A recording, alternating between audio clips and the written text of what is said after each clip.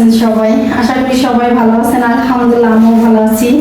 সকাল সকালে এই যে বোরকা পরে রেডি হয়ে নিয়েছি, একটু বাজারে যাব। টুকিটাকি একটু কাজ আছে, এই জন্য ভাবলাম বাজার থেকে আসি, তারপরে বাকি সব কাজ সারবো। এসে এখন পর্যন্ত দুপুরে রান্না করিনি, সকালের নাস্তা হবে এখন পর্যন্ত করিনি, আইসা করবো ভাবতেছি। তো যাই, রেডি করছি।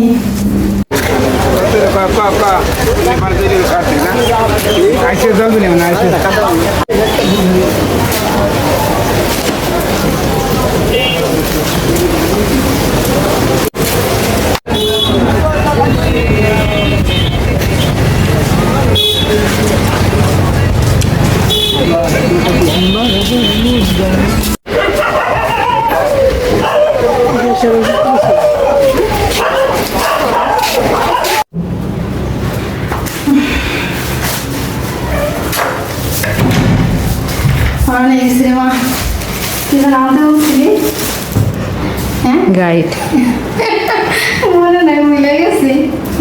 এই সিপার ভিতরে আইসি করে মনে পড়ছে। থাক, সন্ধ্যায় তো আবার যাবানি বাজারে, সন্ধ্যায় একটু বাজার করবো, সবজি বাজার করবো।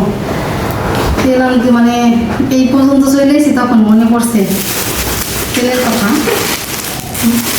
পরে যাবানি এই রুটি আনছি তোর জন্য। কেমন আছে রুটি?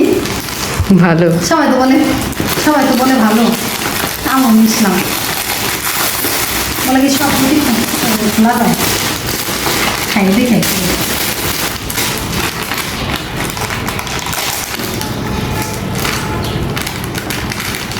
সত্তরে রুটিগুলো অনেক নরম আর সল্ট। ভিতরে কি দেওয়া দেখি।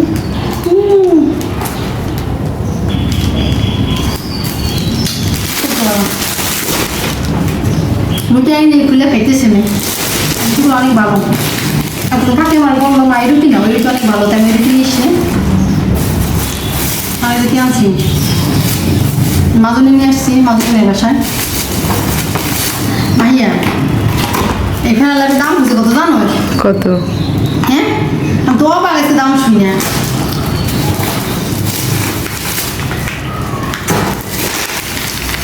এই যে এই ছিল বাজার।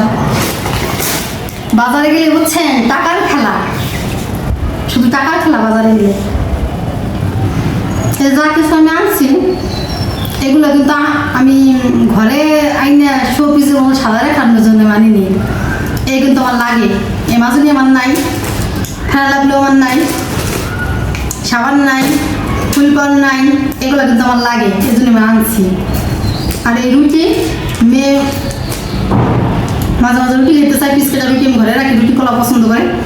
তাই ভাবলাম আজকে রুটি নিয়ে আসছি, এই রুটিটা এরকম খাইতেছি অনেক ভালো। এই জন্য আমি প্রয়োজন ছাড়া অন্য কোনো কিছু আমি কিনি না, প্রয়োজন দেখে আমি এগুলো কিনে নিয়ে এসেছি। ঘরে এনে যে আমার মুড়ি কিনে বোঝায় রাখবো, সেগুলো কিন্তু করি না। আমার প্রয়োজন যা আমি তাই আনি। তো টাকা নিয়ে গেছি যা, আমি মহিলা মানুষ, পুরুষ মানুষ কীভাবে বাজার করে, কীভাবে পকেটের থেকে টাকা ভাঙে আমি জানি না, কিন্তু মহিলা মানুষ বাজারে যেতে হিমশিম খাইয়ে যায়। বিকেলে কিন্তু আবার বাজার যেতে হবে, আরও টুকিটাকি কিছু বাজার আছে, আবার মেয়ের গাইড কিনতে হবে, বিকেলে আবার বাজার যেতে হবে। তো যাই, রুটিটা খাইয়া সকালে নাস্তা বানাই রেখে গেছি, নাস্তা খাবো।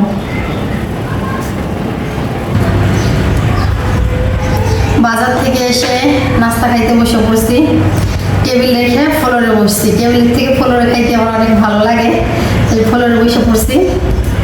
আর সকালে আমি বাজারে যাওয়ার আগেই নাস্তা বানাই রেখে গেছিলাম, চাপড়ি বানাইছিলাম। চাপড়ি খাবো হচ্ছে যে মুরগির মাংসের তরকারি ছিল ফ্রিজে, সেগুলো বের করে জ্বালাই নিছি। এখন এই তরকারি দিয়ে আমি এখন চাপড়ি খাবো। সকালের নাস্তাটা চাপড়ি নাস্তাই করতেছি। নাস্তা করার পরে দুপুরে রান্না করব।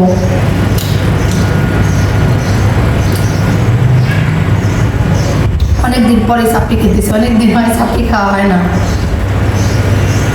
রুটি আমার চাপড়ি পছন্দ বেশি, জানেন কেন? রুটি, চাপড়ি, খিচুড়ি এগুলো খাইলে হচ্ছে আমার পানি পিপাসা বেশি লাগে। আমি ভাত অনেক কিছু খাইতে ভালোবাসে, আমার কিন্তু 3 বেলা অল্প করে হলো ভাত খেতে আমি পছন্দ করি।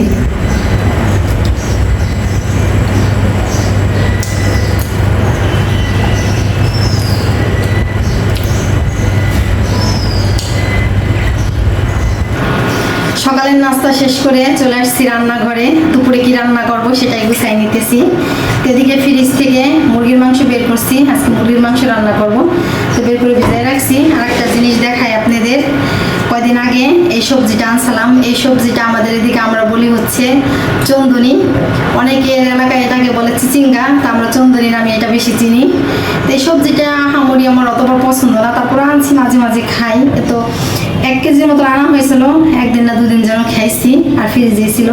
তো আজকে যে বের করছি যে ভাজি করব, দেখেন যে অবস্থা, দেখেন এগুলা দেখছেন অবস্থা হয়েছে কি, এগুলা ভাজি করে কি খাওয়া যাবে? এখন তো মনে হয় আমার ফেলাই দিতে হবে, এগুলো খাওয়া যাবে না।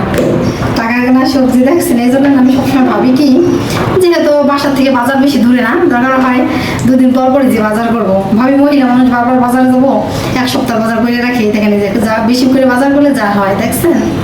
এই জন্য আমি এখন থেকে অল্প অল্প কিনেই খাই, বেশি কিনি না। অবস্থা হয়েছে কি দেখেন আমার সবজির, এই টাকা কেনা সবজি এগুলো খেলে তখন খারাপ লাগে না বলেন তো? আমার বিচারা ফাও ফাও দিয়ে দিচ্ছে, টাকা কিনে আনছি না, এখন ফেলাই দিতে হবে, খাওয়া যাবে না। তো যাই হোক, মশলা বেটে নেই, মাংস রান্না করার জন্য তো মশলা লাগবে, যেহেতু আমি শিল পাটায় বেটে খাই। এখন বাইটে মাংস রান্না করার জন্য কড়াইতে পেঁয়াজ দিয়ে দিছি। পেঁয়াজের সাথে দারচিনি, লবঙ্গ, তেজপাতা, এলাচ দিয়ে সুন্দর করে ভাজতেছি। একটু হালকা ভাজা দেওয়ার পরে পরিমাণ মতো সব মশলা দিয়ে সুন্দর করে কষিয়ে নিব। বরাবর সবসময় আমি এইভাবেই রান্না করি, দারচিনি, লবঙ্গ, তেজপাতা, এলাচ পেঁয়াজের সাথে ভাইজে নিই। অনেকে এগুলো বাইটে খায়, আমার বাইটে খাইতে না পছন্দ। আমার এই পেঁয়াজের সাথে দারচিনি, লবঙ্গ, তেজপাতা হালকা ভাজা দানি, তারপরে মশলা দিয়ে কষাই নিলে আমার কাছে মনে হয় কি মাংসটা ঘ্রাণ স্বাদ ভালো হয়। অনেকে বাইটে খায়, বাইটে খাইলে আমার কাছে মনে হয় কি আলগা ঝাল লাগে। তা আমি ওই দারচিনি, লবঙ্গ, এলাচ এগুলো বাইটে খাই না, এই পেঁয়াজের সাথে হালকাভাবে ভাজা খাই। দেখবেন বিয়ে বাড়িতে বা বড় বড় বাবুর্চিদের দেখবেন, হ্যাঁ, ওরা পেঁয়াজের সাথে হালকা ভাজা দেয়, কিন্তু দেয়। আর এই যে হালকা ভাজা দেওয়ার পরে পেঁয়াজটা দিয়ে দিলাম প্রথমে হচ্ছে রসুন বাটা। রসুনটা একটু হালকা ভাজা দেওয়ার পরে তারপর দিয়ে দিচ্ছি হচ্ছে জিরা আর হচ্ছে আদা বাটা। তো রসুন, আদা, জিরা দিয়ে একটু পানি দিয়ে দিলাম। পানি দিয়ে এখন সুন্দর করে কষাই নিতেছি। তারপরে এর ভিতর দিয়ে দেবো হচ্ছে হলুদ, মরিচের গুঁড়া, লবণ, এইগুলা দিয়ে তারপর আবার একটু পানি দিয়ে সুন্দর করে কষাই নিব। মশলা হচ্ছে কি যত সুন্দরভাবে কষানো হবে মাংস কিন্তু তত স্বাদ লাগবে। শুধু মাংসর ক্ষেত্রে না, যে কোনো তরকারি রান্না করবেন মশলা ভালো মতো কষাবেন, তাহলে দেখবেন তরকারির স্বাদ হবে। আর মশলা যদি কষানো না হয় তাহলে কিন্তু তরকারিতে আলগা ঝাল লাগে বা আলগা গন্ধ কয়, তরকারির কোনো স্বাদ আসে না। তাই তো আবার একটু পানি দিয়ে দিলাম। পানি দিয়ে এখন আবারও সুন্দর করে কষিয়ে নেব। উপর দিয়ে তেল উঠে গেলে বোঝা পারবো যে আমি মশলাটা সুন্দর মতো কষানো হয়ে গেছে। তো অনেকক্ষণ পর্যন্ত এই পাশ ওপাশ করে খুন্তিতে লাইরা চাইরা জাল দিয়ে এই যে মশলা কষাই নিলাম। কষাই নেওয়ার পরে যে এখন মাংস দিয়ে দিতেছি। বরাবর সবসময় আমি মাংস রান্না করলে মাংসটা কষানোর পরে ঝোলের পানি যখন দিই তখন আমি আলুটা দিয়ে একটু নাড়াচাড়া দিয়ে ঝোলের পানি দিয়ে দিই। আজকে আমি মাংসের সাথে আলু কষাবো, যেহেতু মাংস অল্প, এজন্য মাংসের সাথে আমি আলু কষাবো। আর মাংসের সাথে আলু কষাইলে কী হবে, তরকারিটা কিন্তু অনেক মজা হয়েছে খাইতে। আজকে একটু অন্যরকমভাবে কষাই রান্না করছি। আজকে হচ্ছে মাংসের থেকে যেই পানি বের হয়েছে সেই পানি দিয়েই মাংসটা কষাইছি। দ্বিতীয়বার আর পানি দেইনি, তারপরে ঝোলের পানি একবারে বেশি করে দিয়ে জাল দিয়ে টানাই ফেলছি। বরাবর সবসময় হচ্ছে মাংসটাই আগে কষাই, কষানোর পরে যেগুলো ঝোলের পানি দেই সেই সময় হচ্ছে আলু দিয়ে দিই। আর আজকে একবারে দিয়ে দিলাম।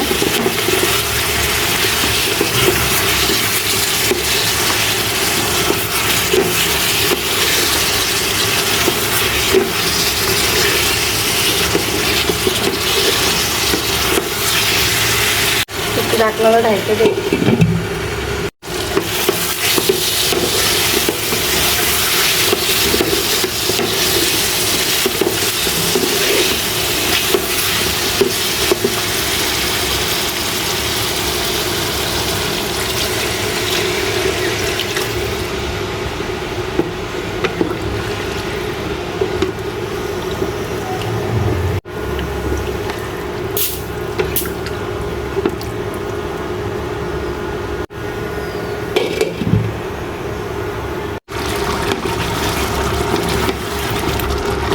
মুরগির মাংসের তরকারি রান্না করা হয়ে গেছে, এখন নামাই নিব। আর ঝোল টানাবো না, এই ঝোলই দেখা যাবে জুয়েলি পরে একেবারেই টাইনা যাবে। এখন নামাই নিব।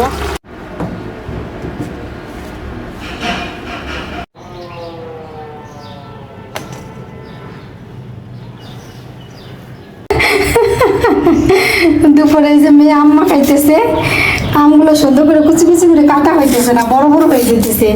আর এই আম যে টক, আমাদের বাড়ির থেকে আম আনা, সেদিনকে আমার চাচতো ভাই বাড়ি গেছিলো, বাড়ি যে আম পাড়ছে গাছের থেকে, তো সেই জায়গা থেকে দিছি আমাকে। মাহিয়া বাসায় এসে মাখাই খাবে দেখে যে আম নিয়ে এসে বাসায়, দেখেন কি বড় বড় করে কাটতেছে এগুলো। এই আম যা টক, এই আম এত মোটা মোটা করে কাটলে তো মজা লাগবে না মাখাইলে।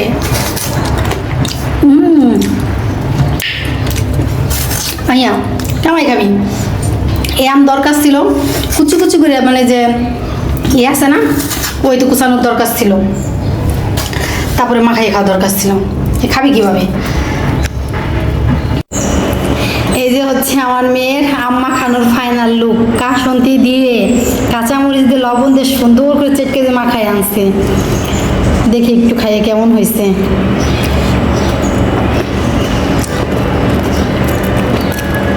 চিনি দিছিস না? অনেক ঝাল হয়েছে।